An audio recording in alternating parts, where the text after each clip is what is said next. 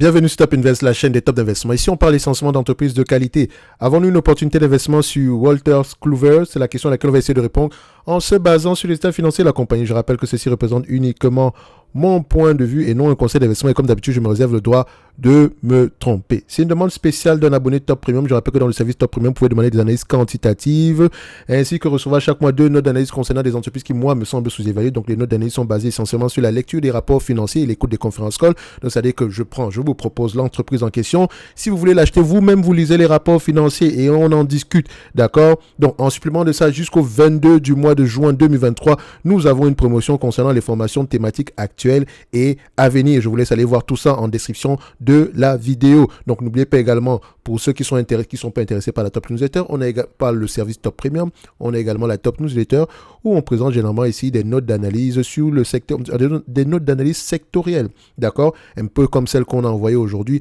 dans le secteur des semi-conducteurs. Ça vous donne une idée générale de ce qui se passe à peu près en date d'aujourd'hui. Bref. On revient sur Wolters Kluwer. Donc ici, c'est un spécialiste dans l'édition de livres, d'ouvrages, de revues, de presse, de logiciels et de contenu numérique. Donc dit comme ça, ce n'est pas assez sexy, mais en fait, elle a un très bon business model. Elle vend des solutions ici utiles pour le segment de la santé. D'accord, de la comptabilité, la gouvernance ici, ainsi que je pense également qu'ils sont spécialisés sur les termes, sur des ventes d'informations ici pour les services juridiques et réglementaires.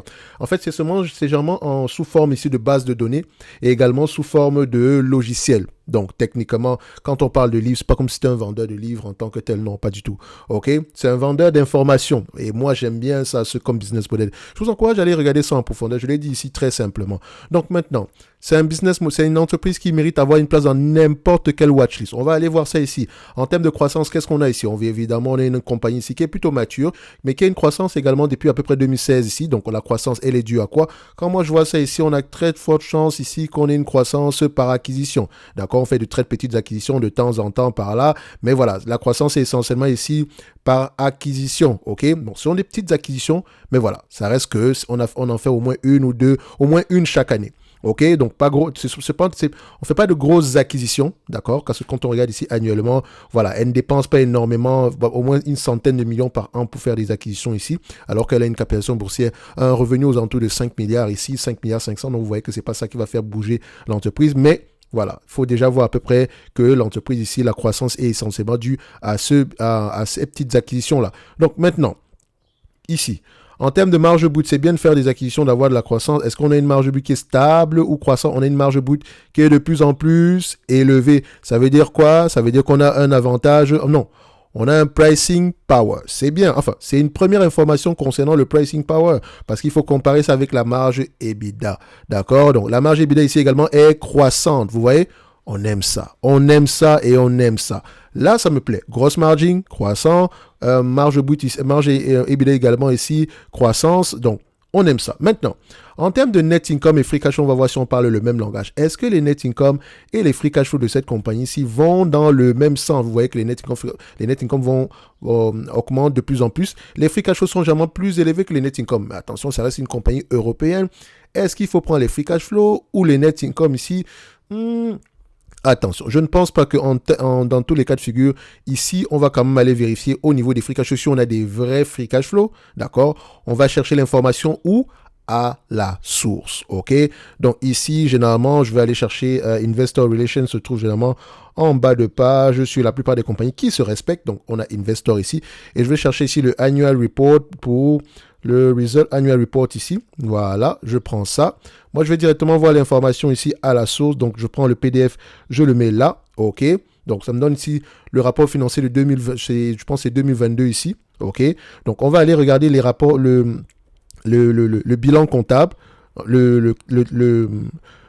Je pense que c'est le document ici des flux de trésorerie. On va aller le regarder ici, histoire de voir si les free cash flow si les free cash flow qu'on a présentement sont des vrais free cash flow ou bien des free cash flow qui sont impactés par les loyers. Donc, on attend un tout petit peu. Je vais doucement. Cash flow. Dans sustainability, je ne sais pas à quoi ça me sert ça. Je n'ai pas besoin de sustainability. Je cherche le financial testament ici. Donc, normalement, voilà. Je peux aller directement au financial testament. On avance. Tac, tac, tac.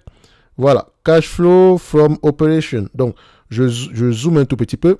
OK, voilà. Et on met ça un peu comme ça. OK. Donc là, j'ai quoi? Attention, quand vous lisez un rapport financier, les notes sont importantes. Toujours à prendre en considération ici. Ici, je constate quoi? Total cash flow from operation. OK. Maintenant, je vais voir ici par rapport total adjustment. Les ajustements ici proviennent d'où? Donc, on regarde ça ici, 1 milliard. Amortization, etc. Est-ce qu'on prend les loyers? Je regarde surtout les gros postes de dépenses ici. Là, ça, c'est les amortissements et dépréciations également. Quand vous voyez cet élément-ci, c'est généralement la plus grosse différence entre le bénéfice net et le free cash flow. Parfois, on déprécie cet actif-ci donc sur les bénéfices nets, mais en termes de free cash flow, on n'a pas besoin de dépenser ceci. Enfin, en termes de dépenses en capital, ça c'est essentiellement la dépense en capital. On ne dépense pas autant pour la dépense en capital. Donc, on va aller voir ça également tantôt. Quand je regarde le capital expenditure, c'est 295 millions alors qu'on a déprécié 466 millions. Donc, on a une différence déjà assez énorme ici. Donc, je continue. Je regarde ici, est-ce qu'on prend en considération les loyers, provisions? Je regarde surtout les gros postes de dépenses. Toujours les gros postes de dépenses, c'est ça qui m'intéresse un tout petit peu ici, 178. Autonomous Movement in Working Capital, donc variation ici du besoin en fonds de roulement. Et regarde ça, Trade and Receivable, ok. Deferred Income, ok. Trade and Payable, ok. Parfait. Total Adjustment, c'est ça. On va voir ça ici. Est-ce qu'il y a autre chose? Ça, c'est quand on dit ajustement, ça, c'est on a rajouté ce montant-ci à plus ça. OK, donc ça fait il y a plus 720 millions ici, on a 466 et ici on a income tax expense. Ça par contre, je ne sais pas pourquoi on met ça ici. Donc income tax expense, pourquoi est-ce qu'on va l'ajouter? Ça déjà, je me rends compte que les free cash flow ici, ça c'est la taxe sur le revenu ici, donc la taxe sur les bénéfices nets ici, normalement on la paye, d'accord? Mais pourquoi est-ce que on la comptabilise ici comme une charge non financière? Parce que c'est clairement le cas ici. Ça n'a pas de sens. Ça, par contre, je vois qu'il y a 249 millions à enlever quelque part ici. Mais quand on ajuste à 249 millions ici, je vois à peu près, OK, c'est ajusté déjà, parfait. Vous voyez, toutes les informations sont là. OK, 1 milliard 582. Donc, on pourrait se dire qu'on a des vrais free cash flow ici. On a des vrais free cash flow. Donc, généralement, les free cash flow sont plus élevés que les net income sur cette compagnie-ci. Donc, maintenant, il va falloir que j'aille voir ça ici sur Zone Bourse, parce que sur Coifin, on n'a pas l'information par rapport à ça. Je peux retrouver l'information ici, mais voilà. Ici, la marge nette, on est à peu près du 15, 18, 17, 17, 18. Ici, on est à 21, 22, 21, 22. Donc, il y a de fortes chances qu'on reste aux alentours des 22% ici. On voit également que les marges augmentent. Donc, je prendrai 22% en termes de marge. Je vais extrapoler directement ici avec le chiffre d'affaires. On s'attend à peu près à voir combien en termes de chiffre d'affaires, 6 milliards 289. C'est un business ici, je dirais, assez prévisible. 6 milliards 289. Comment est-ce que je sais qu'il est prévisible? Allons un tout petit peu voir ici si les analyses sont souvent en raison par rapport aux revenus ici, par rapport aux revenus de ce business-ci. Ils ont tendance à avoir raison ici. Donc, c'est un business assez prévisible en termes de revenus. OK? Donc, revenu ici attendu en 2025. Donc, je vais déjà extrapoler 6 milliards 289 millions d'euros. OK? Ce montant-ci, genre 22% de ce montant-ci, les marges de free cash flow, d'accord? Ça revient à 1 milliard 383 millions, d'accord? Multiplié par combien? On va regarder si le marché paye combien de fois généralement les bénéfices, vu qu'on a pris les price to free cash flow ici. Pourquoi pas prendre on va prendre ici les price to free cash flow, plutôt, vu qu'on a pris les free cash flow. Donc, ce business-ci se négocie généralement à combien de fois les free cash flow? On regarde ça en médiane. Le marché paye 16 fois les free cash flow. Ça ne veut pas dire qu'il paye. En fait, c'est un business. Il paye 16 fois les free cash flow, certes. Parce que généralement, ici, vous allez vous rendre compte que quand il paye 20 fois les bénéfices, 25 fois les bénéfices, ici, en réalité, vu que les free cash flow sont plus élevés, donc techniquement, on paye ce montant bien plus. On paye plus que ça. Donc, ça ne veut pas dire qu'on devrait payer ça à 16 fois les bénéfices. Mais moi, je constate juste.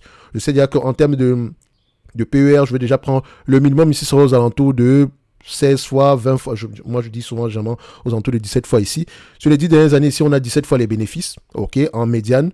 Donc sur les 5 dernières années, on a 20 fois les bénéfices. Donc maximum 20 fois les bénéfices, minimum ici, je dirais aux alentours de 15, 17 fois les bénéfices. Donc je vais prendre ici 20 fois les bénéfices, d'accord? Je prends ce montant-ci, donc ça revient ici à 20 fois à 5% de rendement. 20 fois les bénéfices, ça revient ici à 27 milliards 671 millions. Donc, moins la dette nette. Est-ce qu'on a une dette nette assez élevée ici pour ce business-ci? On va regarder ça sur le niveau de dette nette ici. Voilà. Elle peut repayer la dette ici en 2 ans avec 1 milliard 300 par an. On peut repayer la dette ici en 2 ans. Donc ici, si je ne prends pas en considération la dette volontairement, ok, on va voir ici que c'est un business qui est correctement évalué sans plus. Tu veux dire que la capitalisation boursière ici est de 28 milliards 513 millions. alors que le prix, la capitalisation totale qu'on trouve ici, en prenant en considération 20 fois les free cash flow moyens attendus en 2025, on est plutôt à peu près à 28 milliards. Donc, cette compagnie-ci est correctement évaluée au prix actuel parce que ça prend déjà en considération une certaine croissance, ok? Si on devait l'acheter sans prendre en considération une certaine croissance ici, admettons, ok? On va aller regarder ça ici par rapport aux prévisions, Adjusted Free Cash Flow. Donc déjà, je vérifie ça ici. Si également sur Coifin, on a à peu près les free cash flow un peu, donc c'est déjà ajusté en conséquence. Donc les deux ont tendance à aller dans le même sens. Ok, donc on va prendre ici les net income. On s'attend ici à 5, les free cash flow, on s'attend à 5,50 € en 2025. Ok, si vous prenez 5,50 € en 2025, multiplié par 20 fois les bénéfices, vous allez pouvoir le voir ici. Hein. Donc je mets ça, 20 fois les bénéfices, ça donne quoi ici? Et voilà, on sera à peu près aux alentours de combien? 110 $, 110 € l'action. Ok, donc l'entreprise est correctement évaluée par rapport au prix actuel. Si on devait l'acheter par rapport aux bénéfices nets attendus en 2023, on devrait plutôt l'avoir aux alentours d'une centaine d'euros ici. Donc techniquement, entre 100 et 116, voilà, on va se dire que c'est assez correct ici.